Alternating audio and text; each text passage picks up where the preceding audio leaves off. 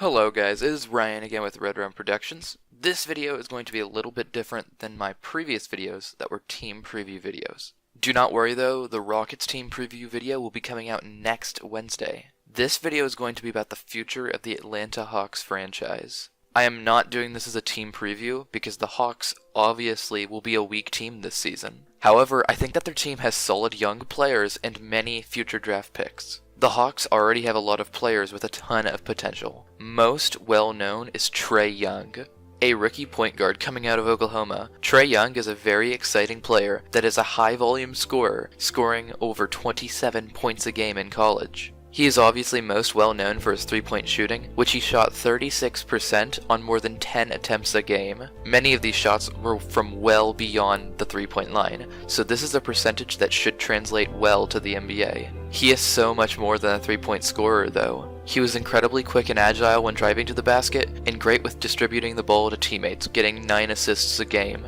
If Trae Young is able to keep up his three-point shooting skills, and hold off on taking so many deep threes, he can be an incredibly efficient scorer in the NBA. There is much more than just Trae Young though. John Collins was an underlooked rookie last season, making the second team all-rookie squad the previous year. He is a great athlete who is great at attacking the boards. He is also an incredibly efficient scorer, scoring nearly 11 points a game on 58% shooting last year. More rookies on this team include Kevin Huerter and Omari Spellman. Kevin Huerter is a jack of all trades, being picked with the 19th pick out of Maryland in this year's draft. He is good at everything on the offensive side of the ball and has good height for a guard. He could afford to gain some strength and weight, but that will come with time as he will be 20 years old at the start of the season. Shooting 42% from 3 on decent volume and having over 50% shooting overall, he could develop to be a great scorer in the backcourt alongside Trae Young. Omari Spellman has great potential to be a stretch 4. He is a 6'9" forward who can score from anywhere on the court. He shot 43% from three-point range on high volume for his size, and was good with scoring from the inside as well. I think he is an underrated player in this draft, and the Hawks got themselves a great player with the 30th pick. I am hoping he will get good playing time this season, so he has time to develop his game in the NBA. Taurean Prince is entering his 3rd season in the NBA, improving greatly in his 2nd from his 1st. The Hawks will need to re-sign him in the 2020 offseason, but as I will discuss later, that should not be an issue. Prince was the leading scorer besides Dennis Schroeder on the team, who was traded this last season, so expect to see Prince get time to develop as the leading scorer this season. Other young players on this team with potential are Alex Len, Tyler Dorsey, and Jalen Adams. Moving on from discussing the players on this team, the Hawks have a large amount of draft picks this upcoming draft. This includes their own first rounder, which is likely to be in the top 3, possibly being number 1.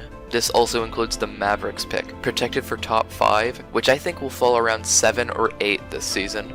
Finally, they have the Cavaliers first rounder, top 10 protected. This pick is likely to be borderline top 10 or not. The Cavaliers in the weak East could have a season that exceeds expectations, with Kevin Love leading this team to playoff contention. If this were to happen, the Hawks would get another pick in the 11 to 20 range. On top of these first rounders, the Hawks own 3 second-round picks next season, which can be used to find a hidden treasure. The Hawks should be looking to pick a wing with their first pick in that draft, potentially getting RJ Barrett, who would be a great player to add to this roster alongside Trae Young and John Collins. Zion Williamson is also an option for their pick, but given the fact that they already have Omari Spellman and John Collins, I don't see a need for another power forward. I can see them picking Zion if the pick is around 3 or 4, not number 1.